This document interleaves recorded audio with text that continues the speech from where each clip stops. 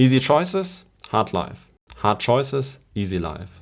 I spent the last years embracing hard things, building up my skills, my body and my mind. Going from someone who never really went to the gym to someone who now goes on a regular basis multiple times a week. Someone who thought that learning is hard and unenjoyable to someone who loves learning and now uses it to self-study and build up a career. And so in this video, I will be breaking down the 6 ideas that made it happen.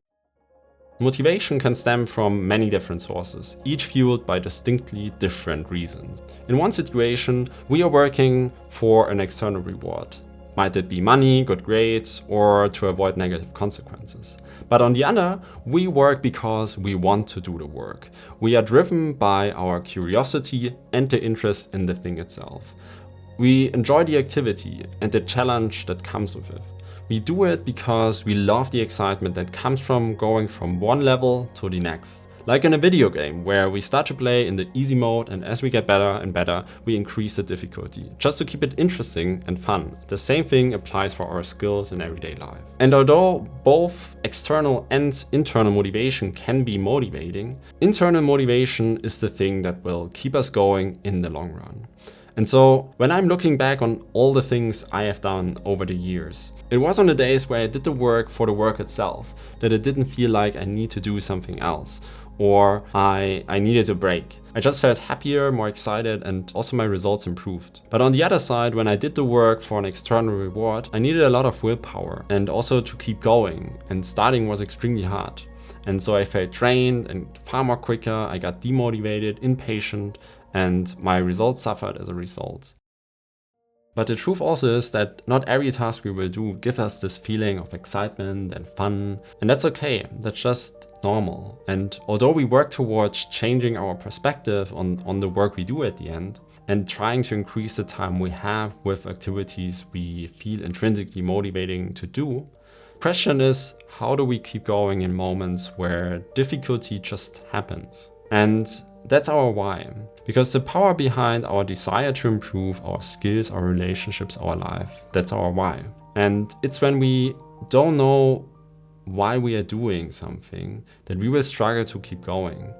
And therefore taking the time to really define what we want and why we want it will help us push through these setbacks. And at the end, the hard work entailed in any journey. He who has a why to live for can bear almost any how. As I was working as a waiter, there were many days where I didn't feel super motivated to do the work. But then thinking about my why, which was to finance my self-study and also the service I was doing for others, the work became much easier to do.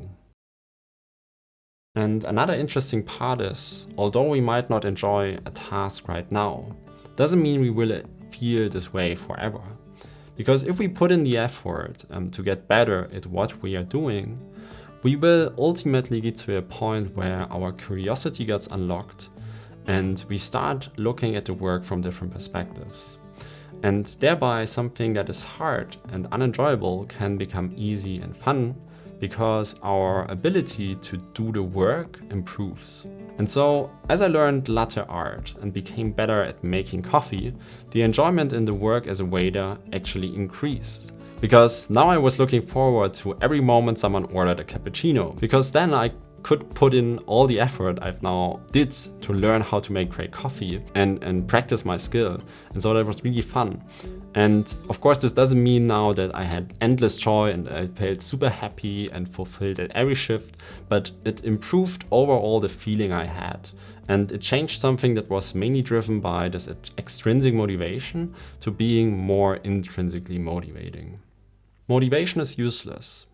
It's only when we learn how to channel it through focus towards something meaningful for long, uninterrupted periods of time that its true power really starts to unfold.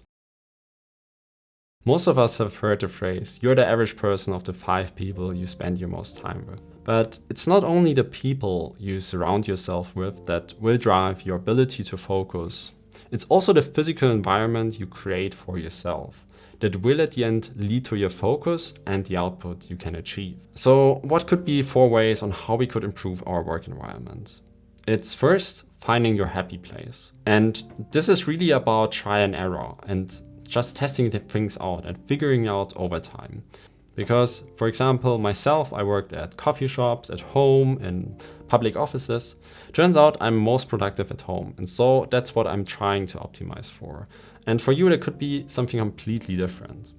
Next to that, cleaning up our room. So removing all the unnecessary clutter from our desk and cleaning up our work environment.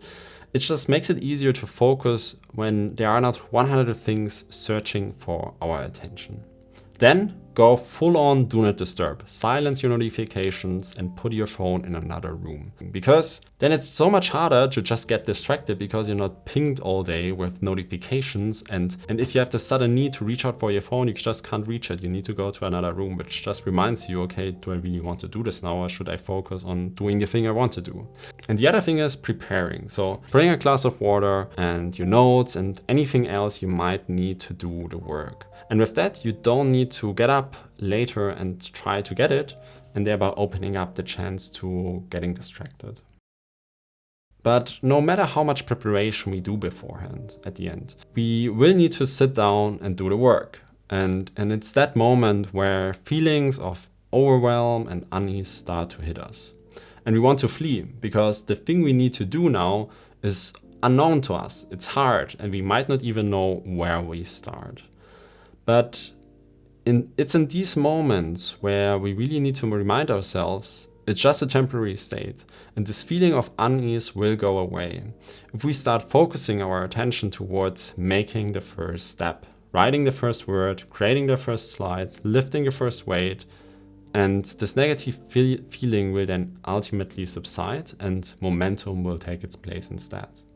And so, if you think back on all the things you've already done, and how it felt the first time you did them, it will be pretty incomparable.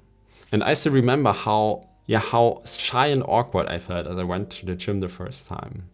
I had this feeling that everyone was watching me, every move, and today I just go there and don't even think about those feelings anymore. And so by reminding ourselves that everything new will feel hard and unattainable at first, but by breaking it down into these little steps and then taking one step after the other and knowing also our why behind it, we will get to a level where we don't even then can imagine anymore how it felt in the beginning. And it's also okay and often preferred to start really, really small and then increase the load over time. Because with that, we build up momentum and the self-belief that we can do the work. And then by making the first step, we fuel the next. Because once we are going, it's much easier to keep going. When I'm writing my first piece of content, the hardest part is sitting there and staring at a blank page, trying to figure out what the first word will be. But once I start to take action and just choose one, it starts to flow and it just keeps going. So it's these small actions taken over a long period of time that will ultimately create the results we want. So no matter how much work we put into creating an environment that supports our focus, a why that keeps us moving, and optimizing for things that we find intrinsically motivating, our body will still crave the pleasures of cheap dopamine and this instant gratification we are offered by so many tools and services we are surrounded with each day, from social media to Netflix and to sugary foods. And by choosing boredom over distraction, silence over noise, and mindfulness over mindlessness, that we are increasing our ability to focus.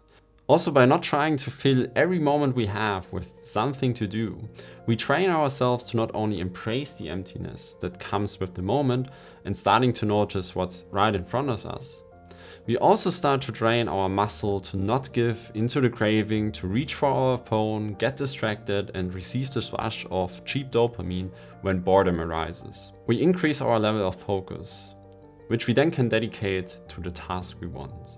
And so 10 minutes of meditation can save us hours of distraction. A silent walk can give us the clarity we need to make the next step. Journaling helps us understand our thoughts and how we think, our values. And sitting on a bench in a park helps us appreciate the things we are surrounded with. And so by incorporating some of those habits into our day-to-day, especially in the morning, we start to create a theme for the day. A day with more focus and less distraction. And thereby opening up time we can dedicate towards becoming the person we want to be and creating the life we truly want. And so to recap, optimize for things you find intrinsically motivating. Know why you do the work. And work that is hard now can actually become easy tomorrow. So prepare your mind for facing the unknown and remember that the feelings of unease will ultimately pass. Also create an environment that supports the work you want to do and face boredom from time to time to increase the time you can be focused. And if you're interested, I also made a video about some tools I use to spend less time on my phone. So if you're interested, you can check it out right here. In general, if you like this video, make sure to hit the like button, subscribe if you want to see more content like this. And remember, keep growing, keep striving, and I will see you in the next one. Peace.